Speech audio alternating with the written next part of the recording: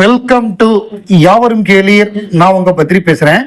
டெல்லி ஜந்தர் மந்தர்ல NEET exam leak, அந்த question paper leak ஆனதுக்கான போராட்டம் 20 நாளைக்கு மேல நடந்துகிட்டு இருக்கு. அதுல வந்து சோனம் வாங்சுக் வந்து தொடர்ந்து உண்ணாவிரதம். ஸோ இந்த நிலைமையில வந்து மக்கள் நீதி மய்யம் தலைவர் MP கமலஹாசன் அவர்கள் ஒரு பதிவு போட்டிருந்தாரு. அதாவது நம்ம வந்து ஒரு குழந்தை அழும்போதே நாம் செவிசாய்த்திருக்க வேண்டும், அதுக்கு பதிலாக நம்ம பல குழந்தைகளை இழந்துட்டோம் அப்படிங்கிற ஒரு விஷயத்த சொல்லியிருந்தாரு. நீட்னால நிறைய பேரை இழந்துட்டோம், அதுக்கு பயந்து எப்படி எக்ஸாம் ஃபேஸ் பண்றதுங்கிற பயத்துல கூட பல பேரை இழந்துட்டோம் அப்படிங்கிறத அவர் சொல்லியிருக்காரு. அதுல குறிப்பா வந்து இந்த சிஸ்டமே சீர்கெட்டு போயிடுச்சு.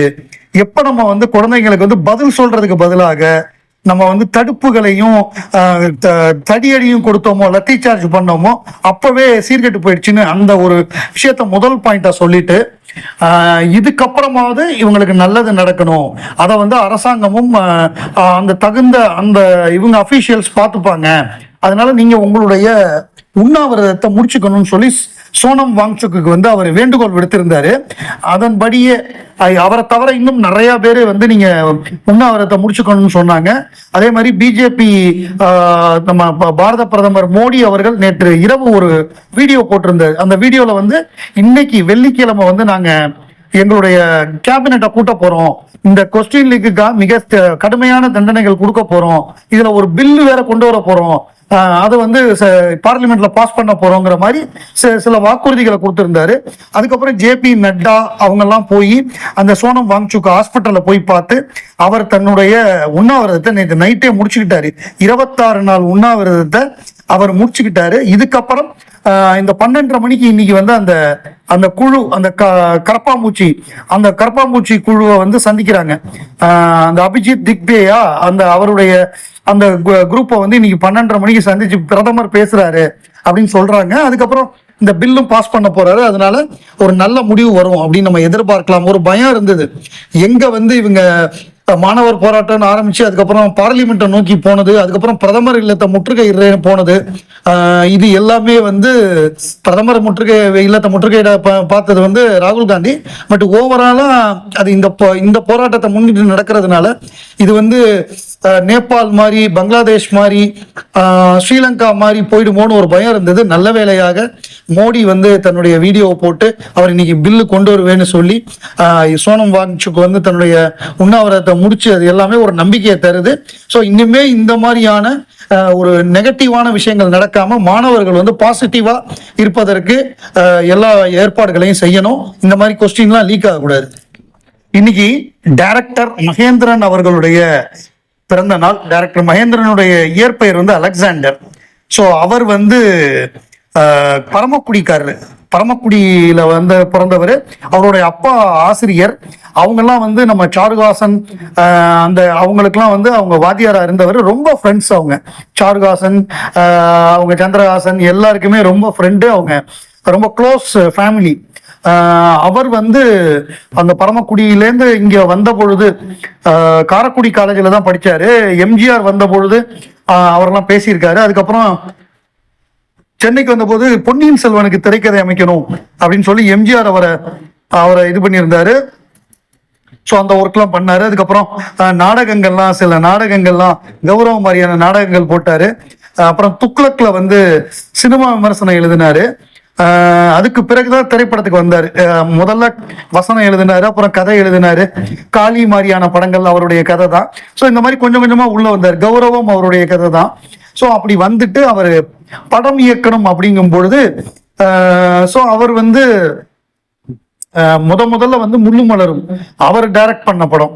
ஸோ அது வந்து ரஜினிகாந்த் நடிக்கும் பொழுது அந்த படத்துல வந்து அவருக்கு நிறைய சிக்கல் இருந்தது அந்த படத்தை எடுக்கிறதுல. ஆனந்தி செட்டியார், வேணு செட்டியார், ஆனந்தி பிலிம்ஸ், அவர் தான் அந்த படத்தை எடுத்தாரு, ப்ரொடியூசரு.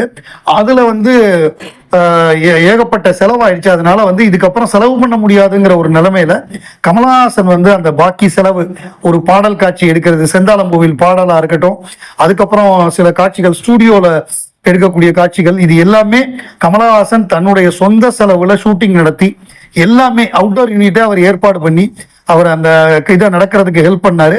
ஸோ இந்த கமல்ங்கிற ஒரு மாபெரும் கலைஞன் இல்லைன்னா அந்த படமே வந்திருக்காது அப்படின்னு சொல்லி அவர் நம்ம மகேந்திரனே பேசியிருக்காரு. கமலும் மகேந்திரனும் சேர்ந்து படம் பண்றதா இருந்தது. அது என்ன படம் அப்படின்னா மீண்டும் கோகிலா. சில நாட்கள் ஷூட்டிங் நடந்துருச்சு. அப்ப வந்து கமல், ரேகா, அதாவது ஹிந்தி நடிகை ரேகா, ஜெமினி கணேசனோட பொண்ணு, அவங்க வந்து தீபா ரோல்ல பண்றாங்க. ஸ்ரீதேவி வந்து அதே கேரக்டர்ல பண்றாங்க. அது 2-3 நாள் படப்பிடிப்பும் நடந்தது. அது சில காரணங்கள்னால, சில கருத்து வேறுபாடு காரணமாக மகேந்திரன் வெளியேறிட்டாரு. ஸோ மகேந்திரன் வெளியேறினதுனால அதுக்கப்புறம் அதே கதையை வந்து நம்முடைய கதை வந்து கமலோட கதை தான். அது ஆசன் பிரதர்ஸ்னு டைட்டில்ல வரும். ஸோ அப்போ வந்து கல்யாணராமன்லாம் எடுத்து கொடுத்து மாபெரும் வெற்றி படமாக நமக்கு கொடுத்தவர். கடல் மீன்கள், களத்தூர் கண்டமாலேருந்து வேலை பார்த்தவர் நமக்கு டைரக்டரு ரங்கராஜன், KN ரங்கராஜன், அவர் வந்து அந்த படத்தை எடுத்து கொடுத்தாரு. ஸோ அந்த மாதிரி இல்லைன்னா அந்த படம் வந்து நம்ம மகேந்திரனே எடுத்திருப்பாரு. மகேந்திரன் அவர்களுக்கு இனிய பிறந்தநாள் வாழ்த்துக்கள். அவர் நல்ல படங்கள் நிறைய எடுத்திருக்காரு. நாவலை படமாக்கியிருக்காரு. முள்ளு மலரும், நண்டு, அந்த மாதிரியான படங்கள்லாம் எடுத்திருக்காரு. ஸோ அந்த மாதிரி ஒரு ரியலிஸ்டிக்கான டைரக்டர் அப்படிங்கிறது ரொம்ப ரேரு. பாடல் காட்சியெல்லாம் வாயசைக்கிற மாதிரி பண்ண மாட்டாரு. சும்மா மாண்டாஜா தான் எடுப்பாரு. அப்படிப்பட்ட ஒரு நல்ல இயக்குனர். அவரது நினைவு நாளில் அவரை வந்து அவரது பிறந்த நாளில் அவரை நினைவு கூறுகிறோம். இசையமைப்பாளர் விஜய் ஆண்டனி அவர்களுடைய பிறந்த நாள். ஸோ விஜய் ஆண்டனியை பொறுத்தவரைய அவர் வந்து கமலஹாசன் அவர்கள் ஆரம்ப காலத்தில் அவருடைய படங்கள், பல படங்களை வந்து கமலஹாசன் லான்ச் பண்ணாரு. அதாவது அவருடைய படங்களுக்கு வந்து ப்ரொமோஷனுக்கு வீடியோ போட்டிருக்காரு. அவருடைய ஆடியோ லான்ச் கமல் சார் ஆபீஸ்லயே நடந்திருக்கு. இந்த அக்னி சிறகுகள் அப்படிங்கிற படத்துடைய ஆடியோ லான்ச்சு. அப்புறம் நாம் படம், இந்த நாம் படத்துடைய நீங்க இப்ப கூட யூடியூப்ல இருக்கு. நாம் படத்துக்காக கமலஹாசன் அவர்கள் நம்ம விஜய் ஆண்டனிக்காக பேசினாரு ப்ரொமோஷனுக்காக.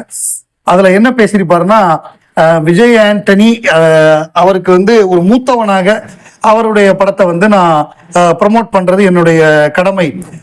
அதே நேரம் இன்னொரு விஷயம் என்னன்னா, அவர் எங்க துறையை சார்ந்தவருங்கிறதுனால அவருக்கு நான் சப்போர்ட் பண்ணணும். இன்னொரு மிக முக்கியமான காரணம், அவருடைய தாத்தா, அதாவது 3 தலைமுறைக்கு முன்னாடி அவருடைய தாத்தா மாயூரம் வேதநாயகம் பிள்ளை, அதாவது தமிழ்ல வந்த முதல் நாவல் பிரதாப முதலியார் சரித்திரம், அந்த நாவலை எழுதினது விஜய் ஆண்டனியோட தாத்தா. அப்படி இருக்கும் பொழுது அவர் பால் எனக்கு இன்னும் கொஞ்சம் கூடுதலா அன்பு வருது அப்படின்னு சொல்லி அவருடைய தாத்தாவுடைய பெருமை எல்லாம் சொல்லி அவர் வாழ்த்தினாரு. அப்புறம் அவருடைய மகள் மறைந்த பொழுது அவர் ட்வீட் போட்டு தன்னுடைய இரங்கலை தெரிவிச்சாரு. ஸோ அந்த மாதிரியான ஒரு சக கலைஞனாக, ஒரு ஒரே இண்டஸ்ட்ரியில இருக்கிற கலைஞன், அப்புறம் மாயூரம் வேதநாயகம் பிள்ளையுடைய அந்த பேரன் அப்படிங்கிற அந்த ஒரு பாசம். ஏன்னா முதல்ல அந்த நாவல் வந்தது இல்ல, பிரதாப முதலியார் சரித்திரம், அந்த நாவலை பத்தின விஷயங்கள்லாம் அவருக்கு தெரியும். 1800கள் காலகட்டம். ஸோ அதனால அவர் வந்து விஜய் ஆண்டனிக்கு வந்து ஆதரவாக ப்ரமோட் பண்ணாரு. இன்று பிறந்தநாள் காணும் விஜய் ஆண்டனி அவர்களுக்கு வந்து நம்முடைய இனிய பிறந்தநாள் வாழ்த்துகள்.